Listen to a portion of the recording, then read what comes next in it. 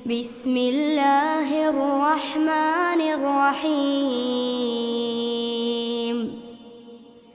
يا أيها المدثر قم فأنذر وربك فكبر وثيابك فطهر والرجز فاهجر ولا تمنن تستكثر ولربك فاصبر فإذا نقر في الناقور فذلك يومئذ يوم عسير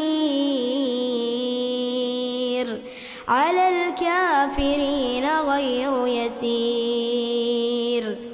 ذرني ومن خلقت وحيدا وجعلت له مالا